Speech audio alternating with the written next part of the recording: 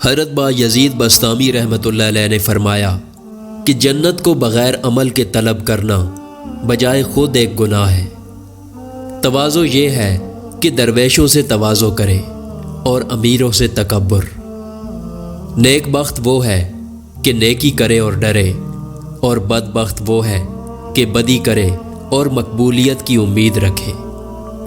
اللہ تعالیٰ جس کو مقبول کرتا ہے اس پر ظالم مسلط کر دیتا ہے جو اس کو رنج دیتا ہے۔ انسان کو 4 چیزیں بلند کرتی ہیں: علم، کرم، خوش کلامی اور حلم۔ نفس ایک ایسی چیز ہے جو ہمیشہ باطل کی طرف رخ کرتی ہے۔ توکل یہ ہے کہ تو زندگی کو ایک دن کے لیے جانے اور کل کی فکر نہ کرے۔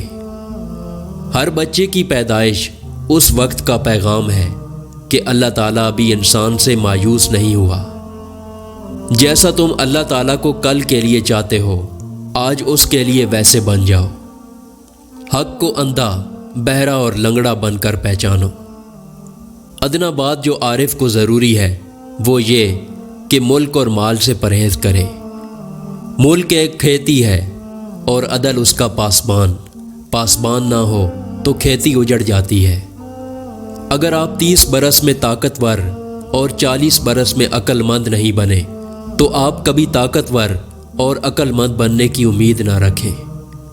وہ زمانہ غربت اسلام کا ہے جس میں علماء مفتون دنیا ہوں۔ ایک عالم کی طاقت 1,00,000 جاہلوں سے زیادہ ہوتی ہے۔ اللہ تعالیٰ کو راضی کر، وہ تجھے راضی کرے گا۔ جب انسان نیک ہو جاتا ہے تو اس کا ہر کام نیک ہو جاتا ہے۔ ویڈیو پسند آئے تو اس کو لائک کریں اور ہمارے چینل کو سبسکرائب کرنا نہ بھولیں۔ شکریہ۔